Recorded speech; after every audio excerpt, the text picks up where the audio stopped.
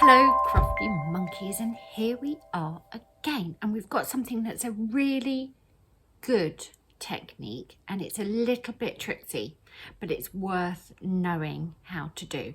Now, what we're going to teach you today, these Y seams or partial seams mean that you could have sewn those tumbling blocks on your sewing machine. Now she tells us. Anyway, you can't beat a bit of hand sewing in front of the TV with a glass or something. So, Y seams, partial seams, people are a bit worried about them, and I must say I don't use them that often in my work, and I don't use them that often because you can't chain piece them, so it's slow. And obviously patchwork is work. I have a lot of quilts to make, a lot of projects to get through, so anything that sort of slows me down like that, where I can sew one seam at a time, is obviously not as attractive to me as something that I can zoom through for hours. But having said that, I really enjoyed making my bow tie block, and I'm going to show it to you now. Here we are. Here we are. Bow tie. This is a really big bow tie. Obviously, this is a 12-inch finished block. This is one big, very snazzy, big clown bow tie. I could have broken it down, but it gets so fiddly. So make a big one if you really like it. The maths are easy. You can break it down and make it again. So Y seams are partial seams. So we're going to mark up some seam allowances. You're going to need to use your brain. Have a coffee on hand. But it's a lovely block to make. So let's get to our fabrics and our cutting mats and make ourselves a bow tie block. As ever, we start by getting our materials together and organised. Now, the first thing you want to do with these partial seams, Y seams, you're going to be dealing with a lot of bias edges, and that means that you've cut some fabric on the diagonal against the grain, and that has the biggest stretch. So what you really should be doing is stabilizing the fabric first, and I just use a spray starch, spray it all over, leave it to dry, iron it flat, and that just gives you a little bit of extra help with the bias, and you get a better result for that. Okay, so we are going to make, I'm having a very spotty bow tie, and this is my background fabric. So you're going to have two 6.5-inch squares of the background fabric, two 6.5-inch squares from the bow tie fabric, and one 4.5-inch square, and this makes the sort of knot in the centre of the block. And then what we need to do is you're going to mark up 3 inches away. Let's move this out of the way, maybe you'll see it better. There you go. So I have marked up 3 inches from one side of the square, 3 inches down, drawn a diagonal line across, and then cut it away. And you're going to do that with all of the large 6.5-inch squares. And then you're going to take your pencil or your marker or whatever you've got. I've done mine in biro because I wanted to show up, and I have literally used my ruler, marked up 1/4 inch. And you're going to do that. You really only need to do it on the sides that are the Y seam that touch that corner that you've chopped off. I've just got carried away and done it on all of them, but you do need to do this on all of the large squares. Okay, and it's very important because we are sewing a partial seam, so we're actually only sewing from where this seam intersects with that one all the way down to where this intersects. Okay, so this drawn line keeps you on track, and it really gives you a good clue as to where your partial seam starts and stops. And your partial seam is critical to the success of your Y seams and how you can manipulate that fabric inside. It'll all become clear, don't worry. So prep your fabric, give it a good starch, mark up that 1/4 inch seam allowance, and we'll get to the sewing machine. So here we are at the sewing machine. I have got mine threaded up with literally neon thread because I wanted you to see as well as it could be, exactly where I'm sewing. Obviously you're going to use something that just blends in. You don't really want it to stand out at this stage.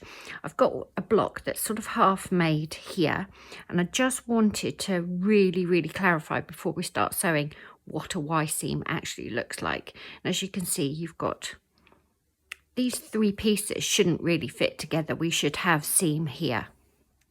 Normally you'd have broken that down to seam, because we're sewing into corners. You never really sew into a corner on the sewing machine. It's not the easiest thing to do, but it is possible, and it is much quicker than hand sewing it, and it gives you this beautiful crisp result. So this is a Y seam. There's one arm, there's two arms, and then this makes the stem. So there's a Y. And they're also called partial seams, and that will become clear very soon. I'm just going to turn it over and show you the back. You can see my drawn lines. Normally I press the seams open. With this you do not, you just keep them out of the way, keep them flat. Okay, so Y, Y, Y. Ready to start sewing. Now I've got a slightly smaller stitch length, and it just means that when I'm coming to the end where I want to stop, I'm much more likely to be able to stop in the exact place that I want to. And what I always do is 1/4 inch seam allowance. We've got our intersecting marks. I start with the needle exactly where I want it to be. Then I put my presser foot down. Okay. Just got ordinary, just going to keep it nice and neat. So you see with the starched fabric, it does sit nicely. And all I've done, pretty sides together, that's the knot, one side of the knot on the corner that we've cut out. That's our seam. Okay, it's our first seam, and we're going to stitch from where it intersects all the way down, and we're going to stop exactly where it intersects. And we're going to do a couple of stitches, and then we are going to do some back stitch, just two. We definitely don't want to go into that seam allowance. And then we're going to stitch down.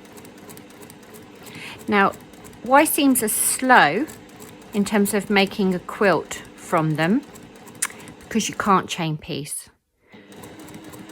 Normally we'd be running off and doing a few more. Now I'm going to slow down and pay attention here, because I don't want to go over that seam. And then we're going to do a couple of stitches to secure it, and maybe one stitch short there. Let's see, there you go. We'll go back. I'm going to cut my thread. There you go. So I've started there, I've stopped there. I've got a cream bobbin, so you can't see it so clearly on that side. And here we have it there. Okay, so I'm just going to finger press that, and at the moment I'm putting it to the background. I've pressed the seam allowance to the background. So the next thing we need is a bow tie. So we've got background, we've got a bow tie coming in. Okay, here we go. Pretty sides together. We're going to sew. You can pin this, by the way, if you want to. We are going to sew from the outside in. So I've got the bow tie and the knot pretty sides together. Let's pin this while I'm moving it around. Just to keep it secure. Now here,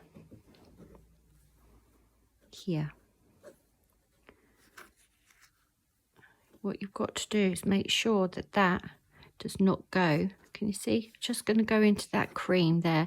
I need to make it so ending here. Okay, so sometimes there's a time just by the width, the biro mark that I've made, but I've got to make sure that that seam, I've got to keep that 1/4 inch open, and I just want that to match to there. So that little pin there will come in very handy. And then we're going to make sure that we're not sewing into that seam allowance. So the same drill, we are going to put the needle where I want it. This is where the drawn lines come in handy. If you're finding this fiddlier, there's no reason why you can't do the drawn line on your knot as well. Okay, same drill, couple of stitches and back. This just secures it. If you need to unpick a stitch then, because you have gone into that seam allowance, you can, knowing that the whole seam won't unravel. And I know we don't normally back stitch with patchwork, but with this, because you're going to be folding and manipulating the fabric, it just makes life a little bit easier for you, because you know you're not going to lose that whole seam. It's not going to unravel. Right, I'm going to go really careful here, because I definitely don't want to sew into that seam allowance. I mean, it's not a disaster if you do, clearly. You just have to unpick it. But who likes unpicking? Nobody. Okay, have I come far enough? I've got, see that crescent thread is showing up a bit, but yours won't. Okay, here we go. Now the fun bit. Here's my cuckoo. Now I have to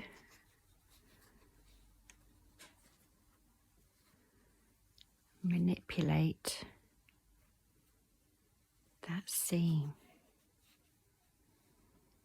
See why it's important to keep everything open, that seam allowance open.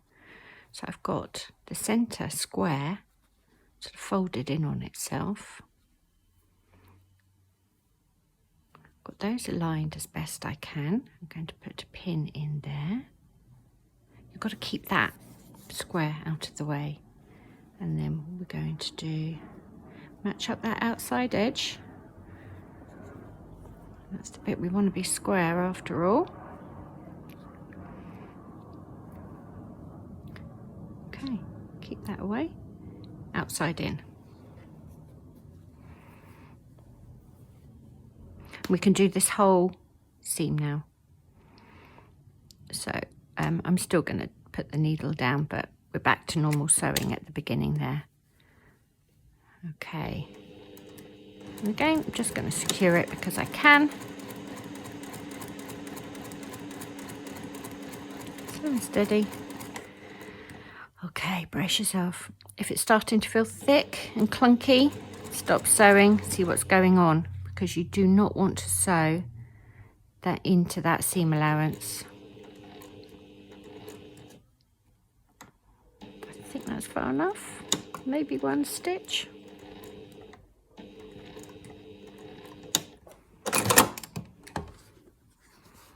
There we go. One Y seam with crescent thread showing. But yours won't. There you go. It's behaving itself. Don't have fluorescent thread is the lesson there.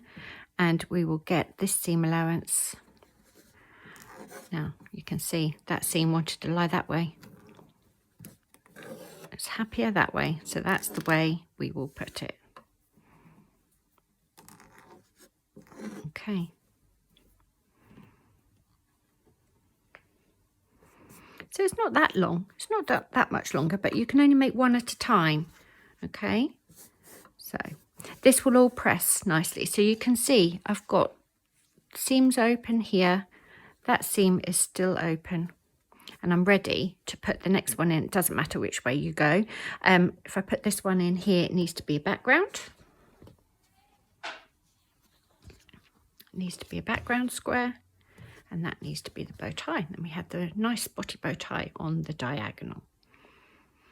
Okay, same drill. Outside in.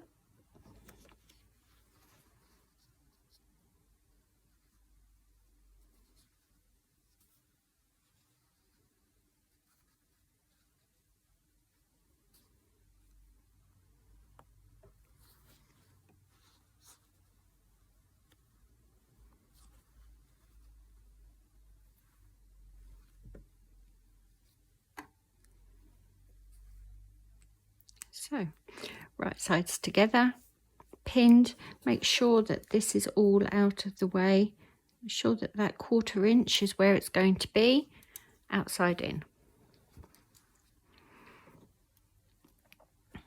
Again, just from that intersecting point.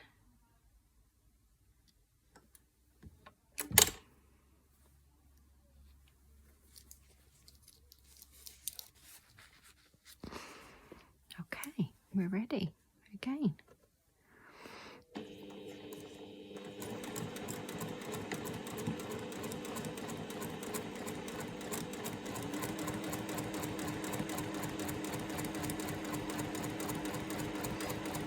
There's always something new to learn with patchwork.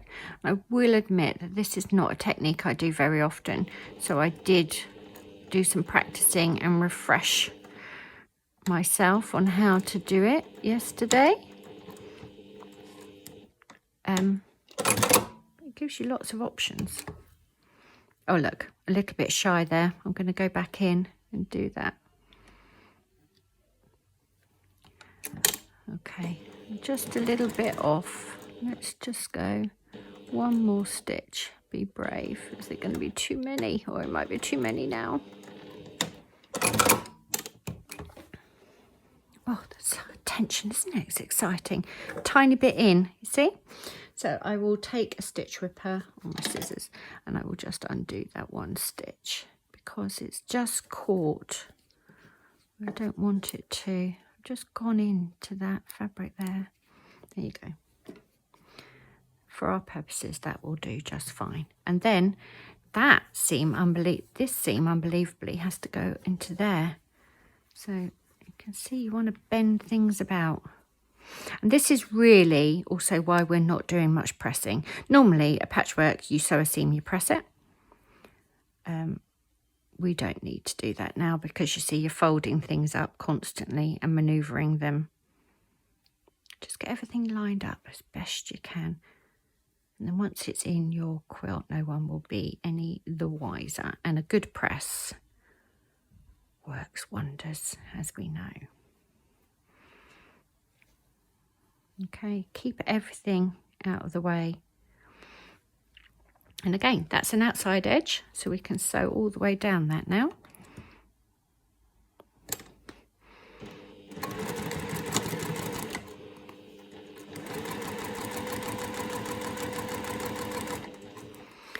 Right, just don't get too carried away.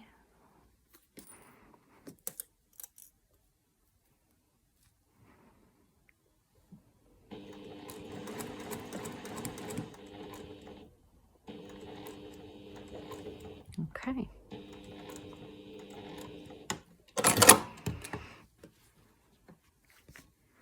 There we go. Now, I'm not used to seeing so many threads. I will neaten those up. Yours will be beautiful because you will have matching contrasting thread. And mine looks a mess because I've chosen fluorescent thread to show up. Okay. So there you go. It does look a bit of a dog's dinner, doesn't it? That corner there, I will neaten that up. And that one. Next piece. Get in there. So, you can do that seam first. You could do that seam first. You could do that seam first. It doesn't really matter. What I might do is this one. I might do this one first.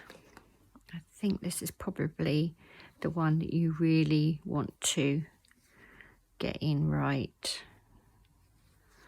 And all you're going to do is you've got to fold that cream fabric out of the way, and so that you can match up here.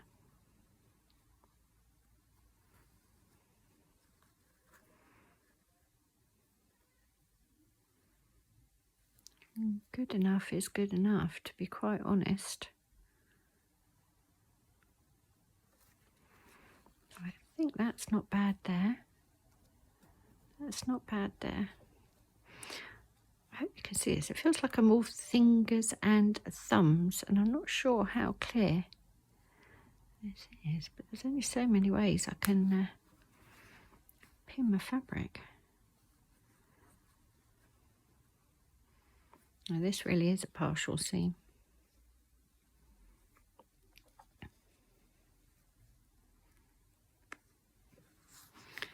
So, got to make sure, once again, we're only sewing to there. So that drawn line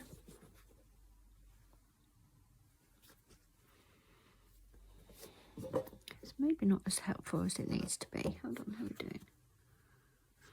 Okay, we're going to go with what's happening with my actual block rather than what's happening. As long as I've got enough that end, we'll be fine.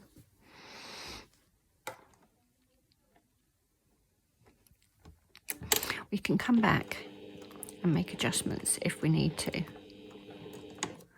Okay, and it's only sewing. So the trick really with all of these projects and all these new skills is to remember that you're doing this for fun. So be as precise and as accurate as you can be while still enjoying your sewing. And I am not a neat freak. I do not care about a bit of wonkiness. I care about enjoying my sewing.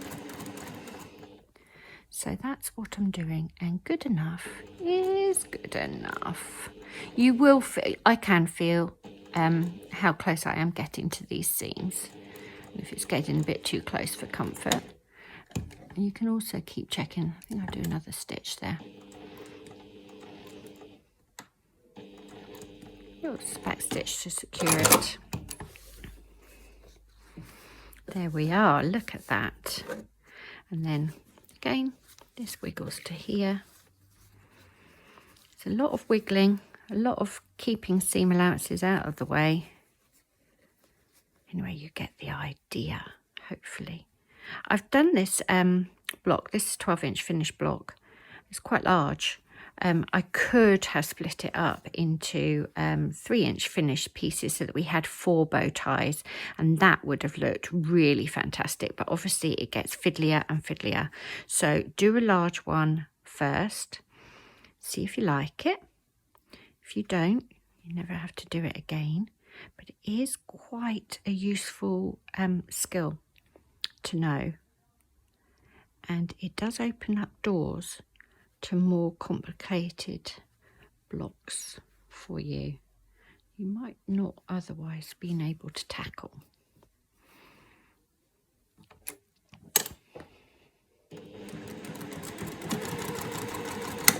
Oh, and don't sew over pins.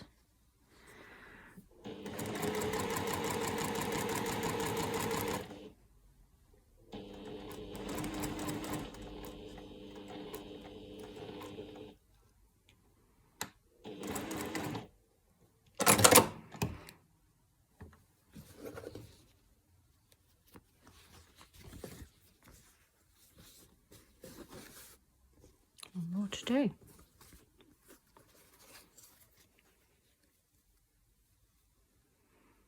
Switching up. Outside edge. Just get everything out of the way as much as you can. Don't sew into the rest of the block, and don't sew into those seam allowances. Okay, so hopefully with my very imperfect demonstration, you've seen that there is nothing to worry about, nothing to be scared of in a partial seam or a Y seam.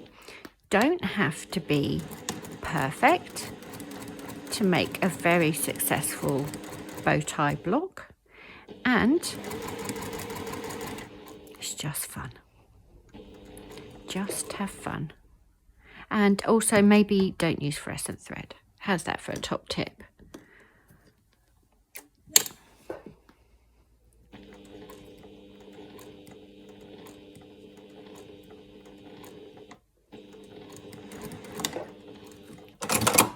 Hoorah! There we go. Look at that. Isn't that fun? So I'm just going to neaten up some threads. I'm going to give it a good press, And that is one bow tie block. Now they're really, really good fun. And if you make that into a quilt, it actually makes a lovely secondary pattern. You can make a cushion. Have you got anyone in your family who wears a lot of bow ties? You could make them a bow tie cushion. There's lots of things you can do. There you go. That is your bow tie block with Y seams.